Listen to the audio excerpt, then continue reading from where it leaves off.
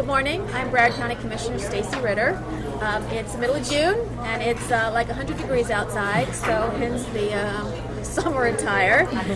We're here. This is another edition of Coffee with Stacy. This morning we're at the Tamarac Cafe Diner, which is at the corner of Nob Hill and McNabb in the Tamarac Marketplace Shopping Center. You can reach the Tamarac Cafe Diner by calling 954-720-9655, and you can reach me by either email sritter@broward.org, or you can phone at 954-357-7003. And I want to take this opportunity, which I don't think I did last time, to thank everybody for their cards and letters and emails and phone calls when I was recuperating from surgery. The amount of support was truly overwhelming, and I think helped speed the recovery that much faster. So thanks again for everybody who did that. This morning, I'm really excited because I've been waiting a long time to get it together with our schedules. My guest today is Sherry Brown, who's the Vice President of Grants and Initiatives at the Community Foundation of Broward, cfbroward.org. Now, good morning, by the way. Good morning. And she's here with her 9-year-old son, Braxton. And then wave to your friends. You're on YouTube! Yay! Who couldn't pass up the opportunity for breakfast? Well, if I were 9, I'd be eating pancakes and bacon too, with regular syrup, not sugar-free. No school? No school? No, school's out. No camp? No nothing? No. I go to the Boys and Girls. Oh, love the Boys and Girls School. You know, Broward County helps fund the Boys and Girls School. Yes. Just nod and say yes. So anyway, thanks for joining us, Braxton. Thanks for joining us, Sherry. Oh, my pleasure. Good. Let's talk about the Community Foundation of Broward. And the reason I went to a seminar last year about the Community Foundation, and I have to say that I didn't know anything about the Community Foundation of Broward, even though I've been a county commissioner for 4.5 years and a Broward resident since 1974. Wow. So tell me about the Community Foundation of Broward. Well, the Community Foundation of Broward was established in 1984 by Libby and Jack Dinehart because they saw a need in the community for philanthropists to come together to address issues facing our community. And they came from Ohio, where there was a really huge foundation where Libby worked. And when they came to Broward, they were like, wow, something is missing. So they pulled together some community leaders, many of whom you might know if I start calling names, and they formed Community Foundation of Broward. And we were seated with monies from philanthropists who saw the vision of what a community foundation could do for our community. And for the past 25 years, we've been addressing a myriad of issues, ranging from education to HIV/AIDS to foster care, kids who age out. And we have been growing strong and have a lot of supporters and a lot of caring people in Broward County. So tell me, first of all, where's the Community Foundation located? Do you have headquarters? Yes, we're located in Fort Lauderdale. We're on Broward Boulevard, 1401 East Broward Boulevard, which is east of US 1. And that is our current location, but I'm excited to announce that we will be moving to a new location on Las Olas in December. Nice.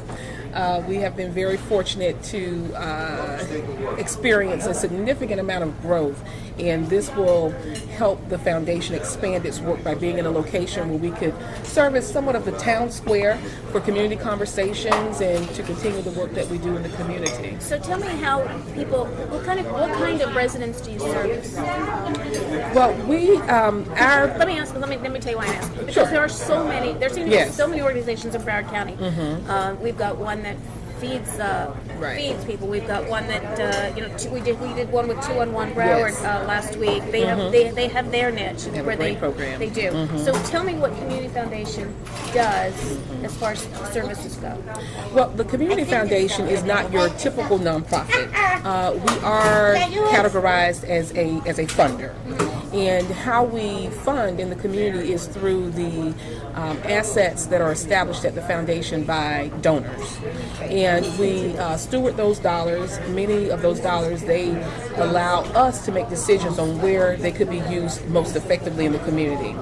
And we then identify the issues in Broward County, and we provide grants to nonprofits like 211 and Cooperative Feeding Program, the Pantry of Broward, many nonprofits that are serving the community. So we grant out close to $5 million a year in grant-making dollars and that's based on, now we're at $100 million in assets. So a percentage of those assets contribute to the grant-making pool. And what are the grants coming from? The grants, nonprofits can apply to the foundation through our... Where does your grant money come from? That you can give out, that you grant out? It actually comes from the fund holders who establish funds at the foundation. Wow. So we have $100 million in assets, and so... From private donations? From private donations, exactly. We have individuals in our community, some of them don't have children, and so they look to a source where they could leave their estate, and many of them sometimes don't quite trust the longevity of a regular nonprofit to put their monies there. So with a community foundation, we're established in perpetuity. The way our legal documents are designed, we're here to stay. So they seek the foundation as a resource to steward their estates, and we steward those dollars, we reinvest those dollars, and that's how we generate grant making for the community. So many of the nonprofits have experienced a decline in giving. Yes. With this recession. Have you experienced that as well? Well, I would say donors or philanthropists are more careful about their giving. We haven't necessarily experienced a decline. But they are very careful about where they're going to leave their assets. So we promote the fact that we are a community foundation, and we're here to help Broward County, and we're here to help donors fulfill their wishes.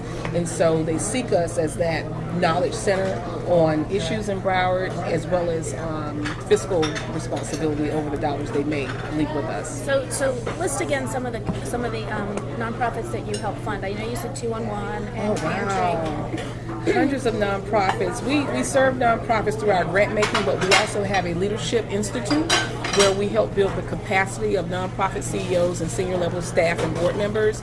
So the list goes on. We serve about at least 500 nonprofits a year through grant making, as well as through the leadership program. Wow.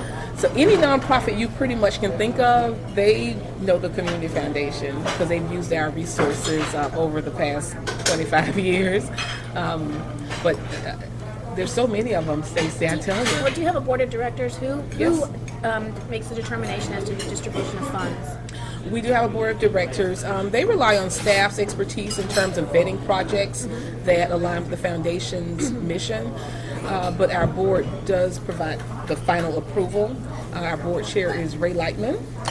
He is the CEO of Northern Trust. And our president CEO is Linda Carter. She's been at the foundation for about 15 years. So we have a really sound board of directors, and they really trust that we vetted projects, and it goes through a committee process. But basically we determine where those dollars should go. If there's a nonprofit out there that wants to get a hold of you, how would they do that? The best place is to go to our website, which is cfbroward.org. And you will find lots of information about the foundation, about our grant making process. We're actually in the process of transitioning our priority areas. So we are now focusing on education. We have a new initiative called School is Cool, which is focused specifically on middle school success. How can we strengthen the middle schools in Broward County? Because middle schools, that's where the kids tend to fall off track. You bet. You know, and it's a tough age group. You know, I'm a little nervous because my son is going into 5th grade, but I'm already thinking about where's he going for middle school. I remember when my kids went through it. Yeah, it's a pretty tough time period, but with our School is Cool initiative, we are looking to increase parental involvement, help our community embrace strategies, best practices around middle school intervention so kids are on track to graduate on time. Does that mean that you provide resources to individual schools? Or? We could. We're in the planning stages right now, and we actually have 2 community conversations coming up, one on June 29th from 8:30 to 10, and we're inviting community leaders and people who are interested in education to come and just share what they feel can happen in Broward County around reforming middle school education to make sure that our kids are prepared at that level. Where is that meeting? It will be at the Community Foundation of Broward, and we also have one on July 7th, 8:30 to 10. Same place? Same place, and it's open to the community to participate. We'll have several conversations, but these are the first 2. But we want to hear from the community in terms of what does it take to improve middle school education, because if the kids, you know, if they fail math and reading in 6th grade, then that throws them off the path. Right. So we want to make sure that middle school is a place where kids can thrive and excel and transition to high school, even graduate. We want to increase the graduation rate to 90% through this initiative in the next 5 years. So it's a big task, but we feel that the community will work with us on this. Okay, we're going to take a break, and we're going to come back, and we're going to talk with Sherry of the Community Foundation of Broward about some more of their initiatives. We'll be right back.